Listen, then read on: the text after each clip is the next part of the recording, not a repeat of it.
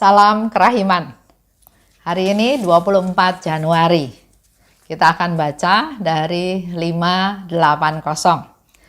Ini bicara tentang deritanya Yesus yang tidak berkesudahan. Dalam nama Bapa dan Putra dan Roh Kudus. Amin. 580. Pada kesempatan tertentu Tuhan berkata kepadaku, hatiku jauh lebih terluka karena ketidaksempurnaan kecil dari jiwa-jiwa terpilih daripada karena dosa orang-orang yang hidup di dunia. Hatiku menjadi sangat sedih karena jiwa-jiwa yang terpilih telah menyebabkan Yesus menderita. Dan Yesus berkata kepadaku, ketidaksempurnaan kecil ini bukanlah segala-galanya. Aku akan menyatakan kepadamu suatu rahasia hatiku. Apa yang ku derita karena perbuatan jiwa-jiwa terpilih. Sikap tidak tahu terima kasih sebagai balasan atas begitu banyak rahmat dan makanan lestari hatiku. Kalau itu dilakukan oleh suatu jiwa yang terpilih. Kasih mereka suam-suam kuku, dan hatiku tidak dapat menahannya. Jiwa-jiwa ini memaksa aku menolaknya. Ada juga jiwa-jiwa terpilih yang tidak percaya akan kebaikanku dan tidak ingin mengalami kemesraan yang membahagiakan dalam hati mereka sendiri, tetapi pergi jauh mencari aku dan tidak menemukan aku. Ketidakpercayaan kepada kebaikanku ini amat sangat melukai hatiku. Kalau kematianku tidak dapat meyakinkan engkau tentang besarnya kasihku, dengan apa lagi aku akan meyakinkan engkau? Sering suatu jiwa melukai aku setengah mati, dan tidak seorang pun dapat menghibur aku. Mereka menggunakan rahmatku untuk menyakiti hatiku. Ada jiwa-jiwa yang meremehkan rahmatku yang adalah bukti dari segenap kasihku. Mereka tidak ingin mendengarkan panggilanku, tetapi meluncur ke jurang neraka. Lenyapnya jiwa-jiwa ini menghempaskan aku ke dalam duka cita yang amat pedih. Meskipun aku ini Allah, aku tidak dapat menolong jiwa seperti itu, karena ia meremehkan aku. Karena memiliki kehendak yang bebas, jiwa itu dapat menolak aku atau mengasihi aku. Engkau adalah gambar, engkau adalah penyalur kerahimanku. Beritahukanlah kebaikanku ke seluruh dunia, dan dengan demikian engkau akan menghibur hatiku. 580. Hatiku jauh lebih terluka karena ketidaksempurnaan kecil dari jiwa terpilih, daripada karena dosa orang-orang yang hidup di dunia. Ini menjadi satu konfirmasi untuk kita semua. Betapa Yesus sedih, betapa sikap kita itu menyakiti hati Yesus, membuat Yesus tidak senang. Ya. Karena dikatakan dengan jelas di sini ya, hatiku jauh lebih terluka. Sering kita berpikir, nggak apa-apalah itu kan salah sedikit, salahnya kecil. Dibandingkan dengan orang lain, salah saya nggak ada nilainya, salah saya nggak ada artinya. Tapi hari ini Yesus kasih tahu bahwa apa yang dilakukan oleh jiwa terpilih, walaupun itu ketidaksempurnaan kecil saja, walaupun itu kesalahan kecil saja, tapi lebih membuat Yesus terluka daripada dosa orang-orang yang hidup di dunia. Jadi sekali lagi saya katakan, jangan pernah membandingkan apa yang kita lakukan dengan orang lain. Jangan pernah membandingkan ya, karena beda. Harapan, rencana Tuhan terhadap kita pribadi lepas pribadi juga berbeda. Kita tahu cerita 5 talenta, 2 talenta, 1 talenta. Berbeda. Tuhan yang menentukan, Tuhan yang punya rencana. Begitu pula dikatakan jiwa-jiwa terpilih. Ternyata jiwa-jiwa yang terpilih ini adalah yang paling menyakiti hati Yesus. Jiwa terpilih adalah jiwa yang hidup demi mewujudkan karya Tuhan, yang berhubungan dengan keselamatan manusia. Nanti kita evaluasi sendiri ya, apakah kita termasuk jiwa-jiwa yang terpilih. Tapi di sini dikatakan jiwa yang terpilih itu adalah yang hidup demi mewujudkan karya Tuhan. Apakah kita juga dipanggil untuk mewujudkan karya Tuhan? Nanti renungkan sendiri ya. Dan karya Tuhan itu adalah yang berhubungan dengan keselamatan manusia. Sekarang contoh dalam satu keluarga. Ada istrinya taat, setia, baik. Tapi ternyata suaminya mabuk-mabukan, main perempuan, judi. Kita renungkan. Kenapa Tuhan membiarkan ya dalam tanda kutip? Karena memang istrinya pernah bertanya, kok saya sudah berdoa sedemikian rupa tapi bukannya Tuhan merubah suami saya, tapi suami saya makin gila karena dia makin kaya, usahanya makin sukses, makin terpandang, makin banyak orang yang datang mencari dia. Dalam permenungan akhirnya si ibu ini tahu bahwa Tuhan ingin saya menyelamatkan seisi keluarga melalui saya. Saya yang jadi imam dalam keluarga ini. Saya yang harus menyelamatkan keluarga ini. Dengan cara apa? Menceraikan suami? Marahin suami? Atau terus berdoa dan mengampuni? Itu karya Tuhan, mewujudkan karya Tuhan yang berkaitan dengan keselamatan manusia. Kalau si ibu ini mengusir suaminya, mungkin suaminya pergi, tapi tetap dia hidup dalam dosa. Tapi karena si ibu ini tahu bahwa dia dipakai oleh Tuhan untuk melakukan sesuatu untuk mewujudkan karya Tuhan, yaitu adanya keselamatan dalam rumah tangganya, maka dia perlu melakukan sesuatu yang berkaitan dengan karya keselamatan. Bukan membela diri, bukan mengasihani diri, tapi Tuhan pakai saya, oke. Saya mau mewujudkan karya Tuhan berhubungan dengan karya keselamatan. Keselamatan manusia, keselamatan keluarganya, keselamatan suaminya. Ciri khas dari jiwa terpilih adalah dia punya kasih setia pada Tuhan. Dia nggak ngomel sama Tuhan, nggak marah sama Tuhan. Tuhan, kenapa saya dikasih suami seperti ini? Tuhan, saya sudah begitu melayani dia, kok suami saya nggak setia? Dia nggak marah, tapi dia mengungkapkan kasih setianya pada Tuhan.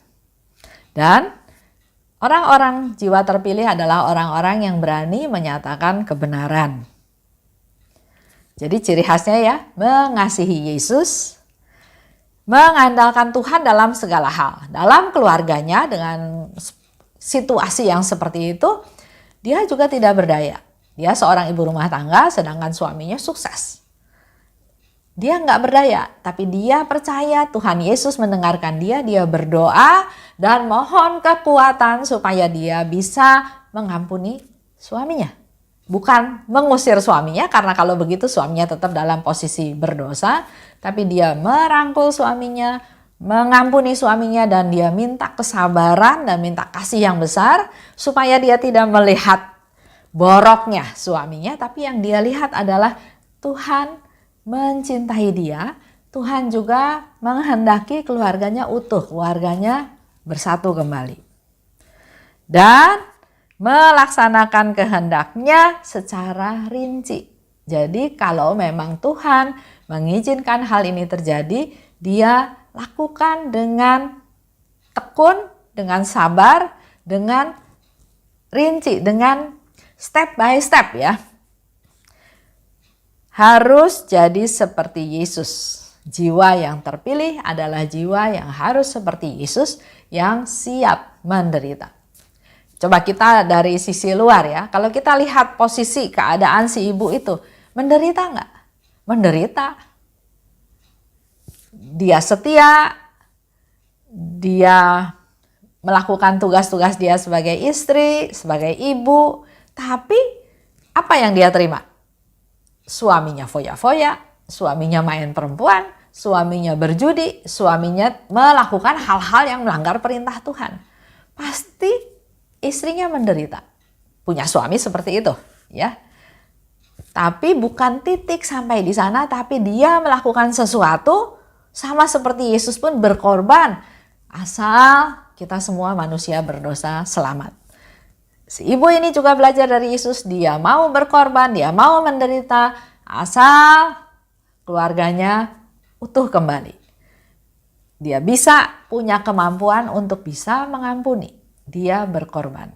Ketidaksempurnaan kecil itu bukanlah segala-galanya. Yesus kembali lagi ya. Jadi bukan hanya ketidaksempurnaan kecil aja. Aku akan menyatakan suatu rahasia hatiku. Yesus sharing ya. Yesus memberitahukan kepada Suster Faustina apa yang dirasakan dalam hatinya. Apa yang kuderita karena perbuatan jiwa-jiwa terpilih. Mereka tuh nggak tahu terima kasih. Aku sudah memilih mereka, tapi mereka itu nggak tahu terima kasih. Itu yang dikatakan oleh Yesus. Sebagai balasan atas begitu banyak rahmat. Tuhan banyak memberikan rahmat kepada kita. Kita membalasnya bukan dengan ucapan terima kasih. Dan itulah yang menjadi makanan lestari hatiku. Makanan sehari-harinya Yesus itu adalah orang-orang jiwa pilihan yang diberi begitu banyak rahmat tapi nggak tahu terima kasih. Coba refleksi ke diri kita masing-masing. Apakah kita setiap hari mengucapkan terima kasih pada Tuhan? Terima kasih atas segala hal yang kita alami. Yesus lebih lanjut katakan, kasih mereka itu suam-suam kuku. Dan hatiku tidak dapat menahannya. Yesus ingin merangkul orang berdosa. Tapi jiwa-jiwa terpilih itu suam-suam kuku. Dan Yesus nggak bisa nahan dia untuk terus ada dalam Yesus. Jiwa-jiwa ini memaksa aku menolaknya. Jadi bukan Yesus yang mau menolak jiwa-jiwa tersebut. Tapi tingkah laku mereka, gaya mereka, kehidupan mereka itulah yang membuat Yesus nggak bisa menahannya lagi. Justru dari sikap mereka itulah Yesus udah nggak bisa lagi bertahan. Justru dari sikap itulah jiwa-jiwa ini memaksa aku menolaknya. Jadi penolakan itu bukan dari Tuhan, tapi dari ulah kita yang menyebabkan Yesus dipaksa untuk menolak. Ada juga jiwa-jiwa terpilih yang tidak percaya akan kebaikanku. Masih ada di antara kita yang tidak percaya pada kebaikan Tuhan. Dan tidak ingin mengalami kemesraan yang membahagiakan dalam hati mereka sendiri. Allah itu Tuhan yang Maha Kasih, yang mengasihi, yang melindungi, yang menjaga, yang memeluk, yang ikut menderita kalau kita menderita. Pokoknya dia sangat setia kawan. Nah ternyata ada jiwa-jiwa yang nggak percaya. Enggak lah, Tuhan nggak baik. Atau dia nggak percaya atau nggak mau menjadi satu atau ada dekat dengan Tuhan. Nggak mau mengalami kemesraan yang membahagiakan dalam diri mereka sendiri. Kalau dia terima Tuhan, dia bersatu dengan Tuhan, pasti ada sukacita. Tapi justru jiwa ini yang menolak situasi tersebut. Ia pergi jauh mencari aku. Ya, Yesus katakan, Yesus sudah ada, Yesus sudah bersedia ada. Tapi yang dilakukan oleh jiwa ini adalah dia pergi mencari Tuhan. Dan enggak menemukan aku. Karena yang dia cari itu beda dengan apa yang sudah Tuhan sediakan. Saya juga nggak tahu apa yang dicari ya, tapi Tuhan di sini mau kasih tahu, Tuhan sudah menyediakan diri, Tuhan sudah ingin memeluk dia, merangkul dia, tapi dia yang dengan sikapnya itu berusaha seolah-olah memaksa Yesus untuk menolaknya. Dia cari Tuhan, tapi bukan cari Tuhan Yesus, tapi dia cari kemana-mana dan nggak menemukan. Contoh yang konkret aja ya. Orang-orang yang suka ngomel, orang yang suka mengeluh, orang yang nggak pernah puas, dia nggak merasakan adanya Tuhan. Maka dia carilah kepuasan di mana? Dia carilah satu tempat di mana dia tidak bisa atau tidak perlu ngomel, tidak perlu ngeluh. Tempatnya ada? Enggak ada. Karena selama kita masih berjuang di dunia, hal-hal itu masih kita alami. Tapi kalau kita bersatu dengan Tuhan, kita tahu Tuhan menjaga kita, melindungi kita, maka pasti reaksi dari kita akan berbeda. Ada juga orang yang merasa, saya nih kotor sekali, saya nih berdosa, nggak mungkinlah Tuhan ampuni saya. Nah, itu orang yang tidak percaya pada kebaikan Tuhan. Ada juga yang sibuk sama urusan lain, nantilah urusan Tuhan nanti kalau sudah tua. Nggak ada yang bisa tahu kapan kita meninggal. Contoh ya, baru saya dengar beberapa hari yang lalu, ada cerita keluarga bertamasya ke satu tempat, dan tanpa diduga di sana ternyata oma opanya kena COVID. Ya, otomatis mereka berusaha memberikan pertolongan sebaik mungkin ya, tapi nggak ada yang bisa menduga. Akhirnya si oma harus pulang ke rumah Tuhan dalam waktu hitungan hari. Jadi memang tidak ada yang bisa memperkirakan mengenai tentang kehidupan dan kematian tersebut. Ada lagi orang yang saya nggak ada waktu, kegiatan rohani nanti aja. Saya sekarang di dunia, fokus saya di dunia. Tanpa dia sadari, dia jadi budak waktu. Waktu yang berkuasa. Ya. Coba nanti kita renungkan lagi semuanya. Ketidakpercayaan kepada kebaikanku ini amat sangat melukai hatiku. Sama ya, kita melakukan satu kebaikan untuk orang lain. Nggak berharap apa-apa sih, kita baik aja. Tapi orang itu nggak terima. Bahkan kebaikan kita itu disalahgunakan, diputarbalikan sampai seolah-olah malah kita jadi jahat. Kita kan juga nggak terima ya kalau diperlakukan seperti itu. Udah bagus saya baik sama kamu, kok bukan terima kasih malah memutarbalikan fakta. Di sini Yesus juga bilang bahwa ketidakpercayaan kepada kebaikanku, Yesus sudah jelas baik, tapi mereka nggak percaya bahwa Yesus itu baik.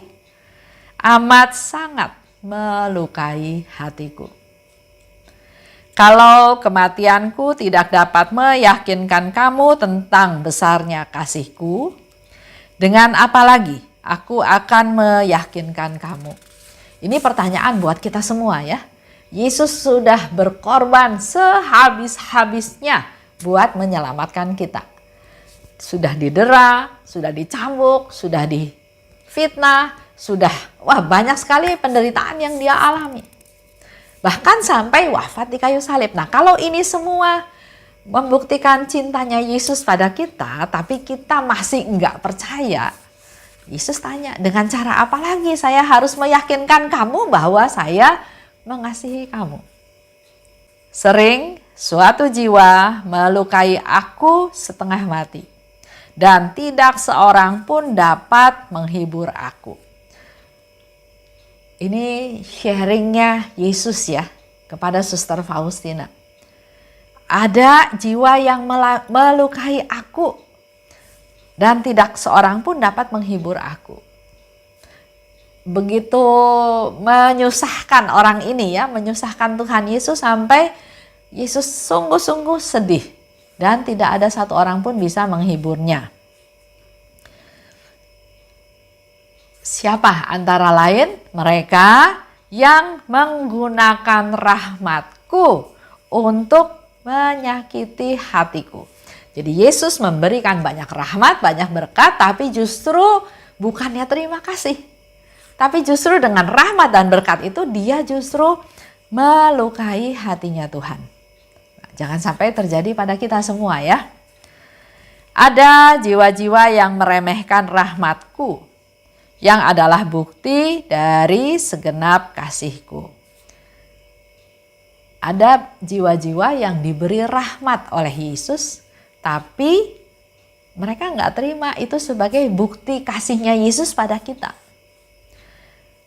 Mereka bahkan nggak mau dengar panggilanku, tapi meluncur ke jurang neraka. Ini yang membuat Yesus sedih. Yesus memanggil kita, tapi kita acuh sama panggilan tersebut. Bahkan kita terus berdosa, kita terus menjalani dosa kita setiap hari, tanpa kita sadari kita sedang menuju ke jurang neraka. Dan Yesus yang melihat hal itu membuat dia sedih. Sama seperti dalam keluarga juga. Kalau kita melihat anggota keluarga kita berjalan ke arah yang salah, kan kita sedih. Sedih, khawatir, merasa kasihan, merasa takut, banyak hal ya. Karena kita ingin seluruh anggota keluarga, teman-teman kita semua ada di jalannya Tuhan, hidup benar, hidup yang diberkati Tuhan. Tapi kalau orang itu sehari lepas sehari dia berjalan ke arah yang salah, kan membuat kita juga jadinya khawatir, sedih, dan kita nggak bisa apa-apa, cuma bisa melihat. Itu yang juga menimbulkan kesedihan dalam hati Yesus. Dia meluncur ke jurang neraka. Kenapa Tuhan nggak stop? Itu yang menjadi pertanyaan juga ya. Kalau sudah tahu salah, kan harusnya di stop. Tuhan ingatkan kita semua bahwa kita diberi kehendak bebas. Kita bukan robot, bukan yang diatur harus A, harus B, harus C.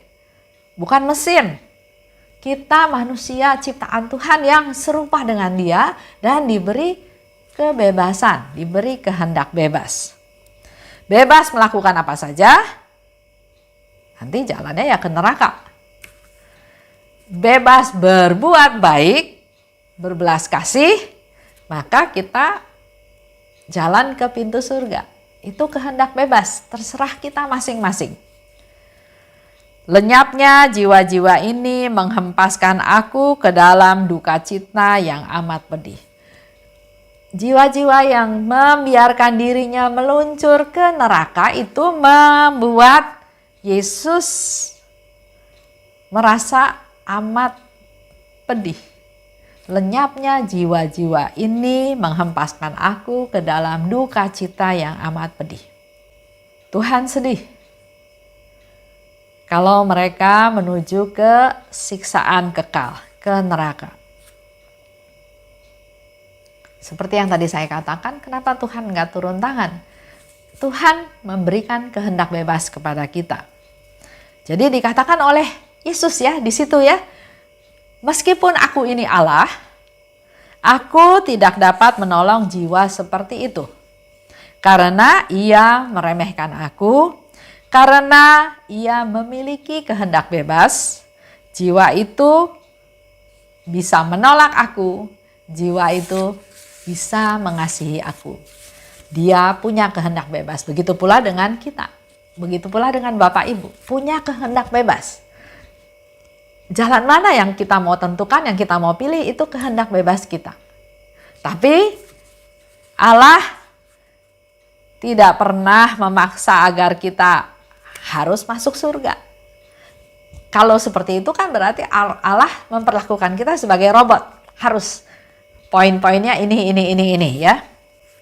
Karena Tuhan memberikan kita kehendak bebas, maka Dia memberikan kita keleluasaan, kebebasan. Tapi ingat, selama kita hidup, Allah akan berbuat apa saja supaya manusia bisa menolak yang fana, tapi pilih yang kekal. Jadi Bapak Ibu bisa mengerti ya, bahwa Tuhan memberikan kita kehendak bebas. Dan Dia nggak mau kehilangan satupun di antara kita. Dan kalau jiwa itu berjalan ke arah neraka, itu membuat Yesus terhempas ke duka cita yang sangat pedih. Dia bisa pilih jalan ke arah neraka, dia bisa pilih jalan ke arah surga, karena mereka punya kehendak bebas. Allah nggak bisa ngatur karena kita bukan robot, tapi karena kerahiman Tuhan, Dia selalu memberi kesempatan kepada kita untuk kita bisa ada di jalan yang benar. Selama kita hidup, Tuhan terus memberi kesempatan kepada kita. Bisa melalui banyak hal ya. Tuhan itu maha kuasa, Tuhan bisa pakai sarana apa saja untuk supaya kita menolak yang fana, tapi memilih yang kekal. Engkau adalah penyalur kerahimanku. Karena situasi keadaan dunia seperti itu, maka Yesus bilang pada Suster Faustina, engkau adalah penyalur kerahimanku. Beritahukanlah kebaikanku ke seluruh dunia. Dengan demikian, engkau akan menghibur hatiku. Yesus katakan kepada Suster Faustina, engkau adalah penyalur kerahimanku. Begitu pula kita semua. Kita semua dipilih, dipanggil oleh Tuhan untuk menjadi penyalur kerahiman Tuhan, untuk menceritakan kebaikannya Tuhan. Dengan demikian, Yesus katakan, engkau menghibur aku.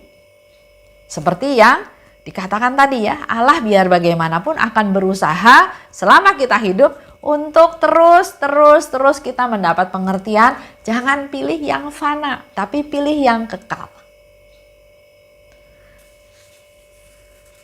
Itu aja untuk hari ini. Semoga ini boleh menjadi masukan buat kita semua. Secara pribadi Yesus sudah men-sharingkan apa isi hatinya kepada Suster Faustina dan juga kepada kita semua. Kita tutup dalam nama Bapa dan Putra dan Roh Kudus. Amin. Allah Bapa yang maha baik, ampuni segala dosa-dosa kami ya Tuhan, karena kamilah dalam perbuatan kami, dalam perkataan kami, bahkan dalam pikiran kami masih sering melukai hati Yesus. Urapi kami, jamahkanlah kami, supaya kami bisa hidup menyenangkan Tuhan. Seperti yang kami dengar hari ini Tuhan, Engkau meminta kepada Suster Faustina untuk menjadi penyalur kerahiman-Mu. Kami juga mau Tuhan, untuk bisa mengalami kerahiman-Mu dan juga sekaligus menjadi penyalur kerahiman-Mu kepada orang-orang di sekitar kami sehingga mereka tahu kebaikan-Mu. Dan biarlah melalui apa yang kami lakukan, kami boleh juga menyenangkan hati-Mu. Kemuliaan kepada Bapa dan Putra dan Roh Kudus seperti pada permulaan, sekarang, selalu dan sepanjang segala abad. Amin. Dalam nama Bapa dan Putra dan Roh Kudus. Amin. Salam kerahiman.